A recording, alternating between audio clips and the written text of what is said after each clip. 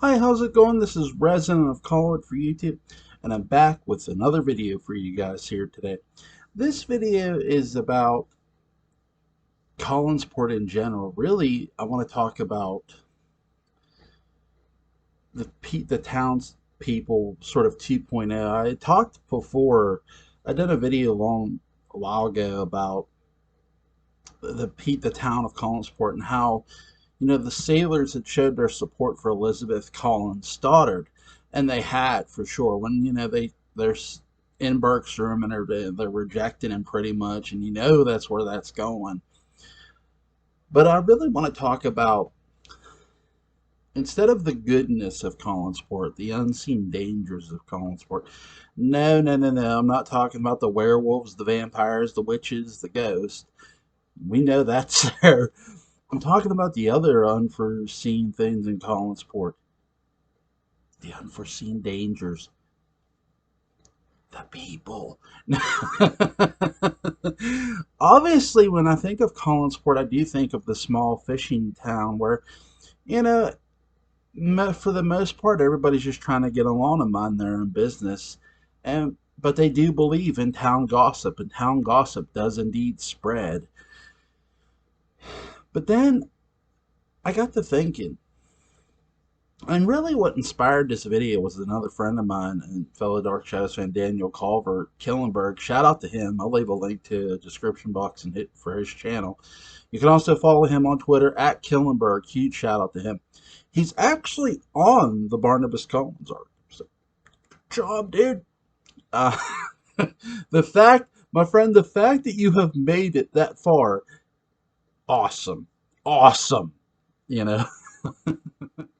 So, the dangers of Collinsport, it's people. What do I mean by that? No, I'm not meaning Maggie Evans's gossip at the diner. No, I'm not meaning the people who are getting drunk at the Blue Whale like Sam Evans. I gotta start with Matthew Morgan first. Now, that story we more or less know.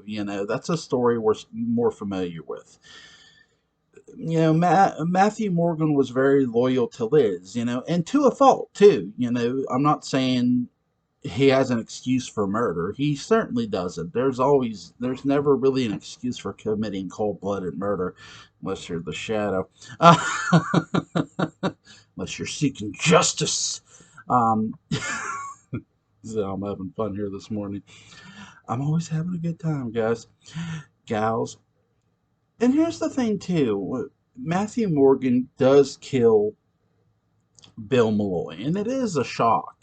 Even though Matthew Morgan's a little, it's really, it's really shocking that you get a murder that quick to happen in Dark Shadows.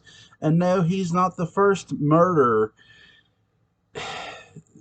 to ever happen in Collinsport. We all know murders happened a long, long time ago. People were killed because Barnabas was the Collinsport Strangler, for God's sake. He was strangling prostitutes. I don't think he was slipping them the cash, before he choked them. I don't believe that was happening, or gold. I don't think there was any real exchange there other than, they were getting killed.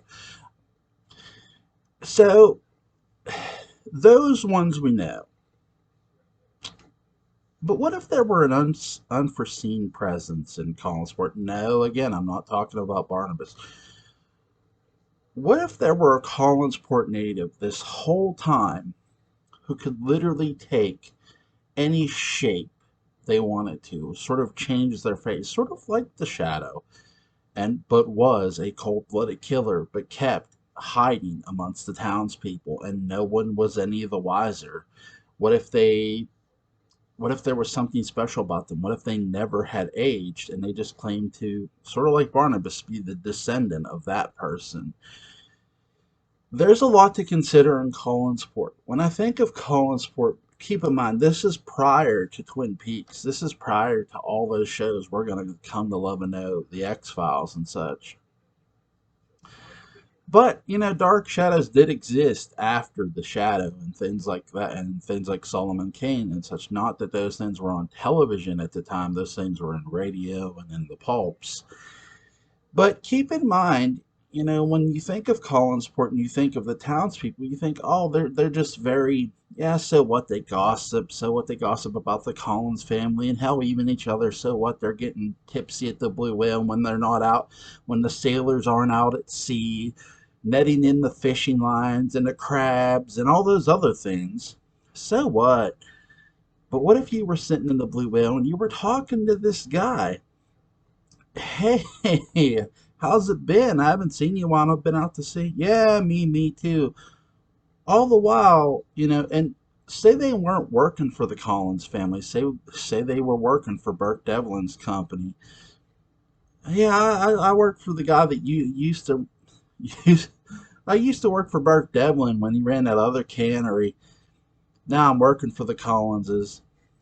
All the while, yeah, he is working for the Collinses. He is working for the fishing fleet. But every now and again, as that boat goes out, every now and again, one less sailor comes back. And the reason the one less sailor comes back is this guy's a cold-blooded killer. This guy's a cold-blooded murderer. He, he doesn't feed off their blood, mind you. He absorbs their DNA, their skin, everything about them. He literally could become that person later on if you so choose to. They never discover the person's body, so they figure, oh, he's just lost at sea.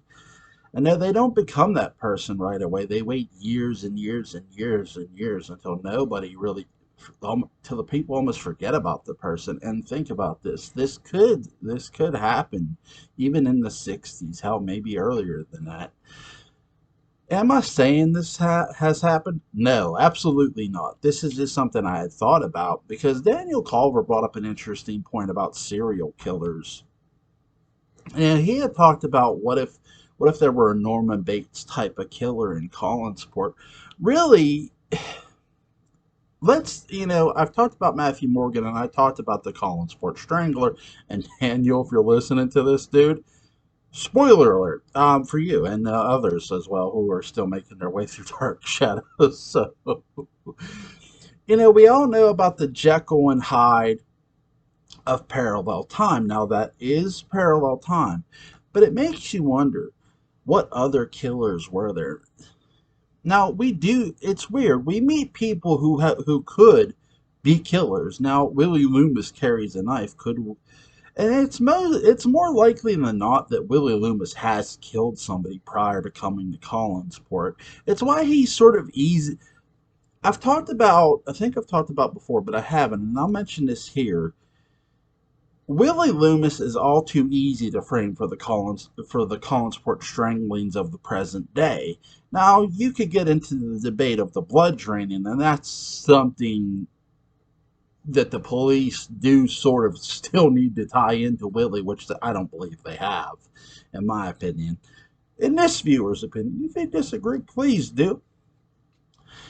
Now, keep in mind, Willie has a violent temper. Willie is a bit psychotic. I was talking about this with Daniel when we were talking on Messenger about this.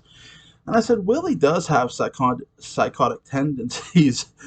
And, Willie has a very short temper, even shorter than Burke Devlin or Jason McGuire combined.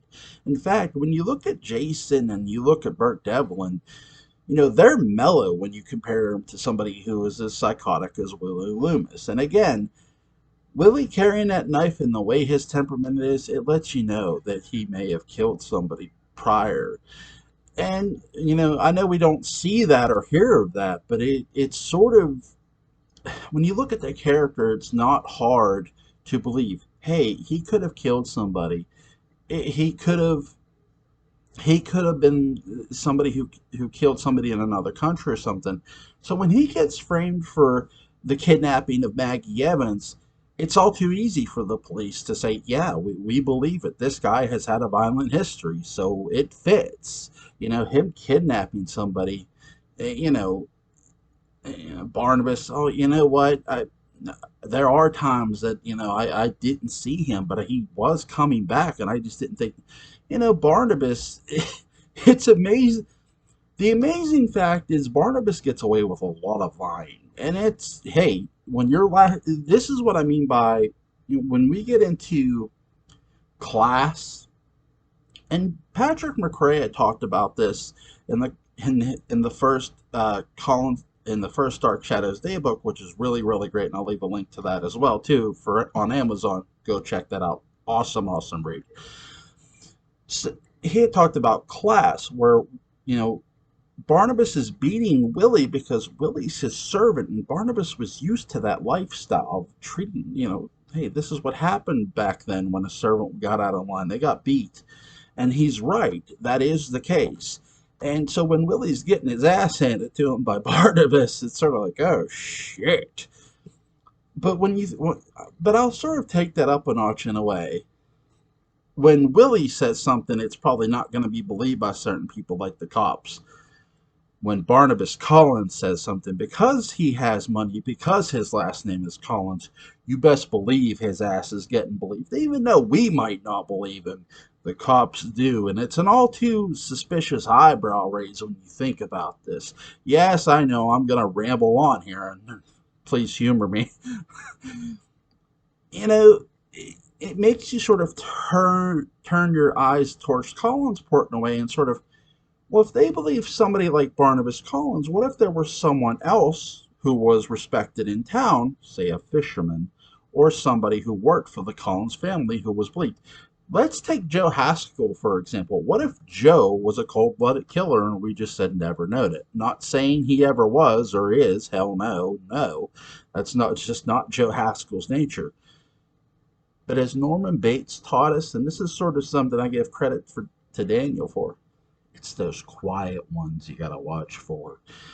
Most certainly, I'm not saying Joe Haskell was this cold-blooded killer, but could you imagine if he were dumping bodies in the ocean? Who would have noticed? Who would have suspected him? Nobody. Joe Haskell's word was as good as gold too. Until he started claiming he was until he started cheating around on Maggie. Then he was then all bets were off. But prior to that, Joe is this good dude. I mean, he's not a morally bankrupt person. In fact, his morality is awesome. It's over the top and great. And I love him for it. I love Joe Haskell as a character. He's the ultimate good guy in every way. When you look at Dark Shadows, you're sort of quietly rooting for him. But it makes you sort of raise your eyebrow. Well, if he started doing something, would you really know? Nope, you wouldn't. And that's the thing. It's sometimes it could be the most mild-mannered person. So instead of Joe Haskell, what if there were this person in the town of Collinsport who worked for the Collins family,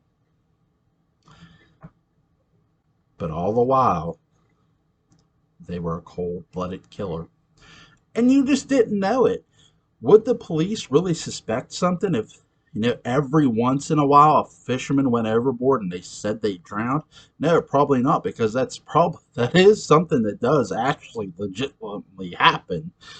Oh, this guy went over and he just drowned.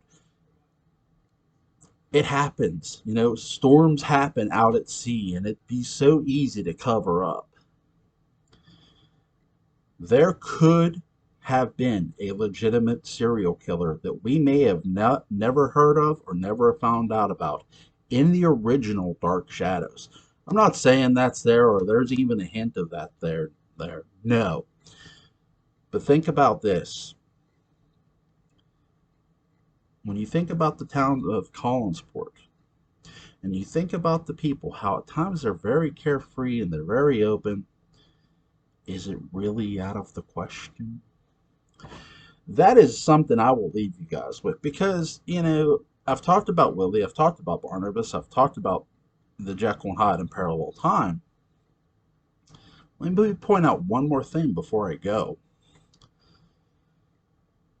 There are a lot of mild-mannered people in the town of Collinsport. A small fishing town. And it only takes one little thing for a person to maybe sometimes break. Sometimes it takes something very big, but sometimes, every now and again, you get that person who goes, you know what? I'm just a little bored of just being this fisherman. There's something else I want to do. And they begin murdering. I want to hear you guys' thoughts. Do you think there could have been a serial killer we just never heard about in the town of Collinsport in the original Dark Shadows? Yes, no, maybe. It's definitely something to consider, and it's definitely something to think about. Huge, huge shout out to Daniel Culver. Huge shout out to Patrick McRae. Links will be in the description box, guys. You guys have a great, great day. This was a bit of fun here today to come on and actually talk about this.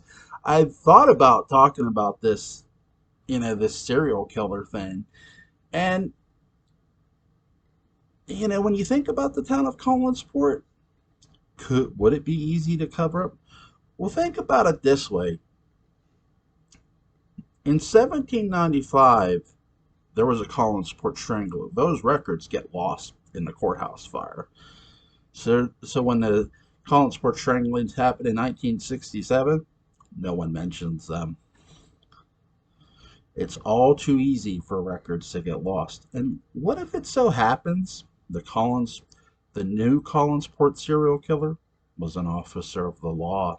Would you really find out about it? It's something to consider when you think about it. All right, guys, gals, let me know, please. What are your thoughts? I'd love to hear from you. Shout out again to Daniel Culver at Killenberg. Shout out to Patrick McRae at the real McRae. Go check him out go check those gentlemen out on Twitter. Again, links will be in the description box. You guys have a great day.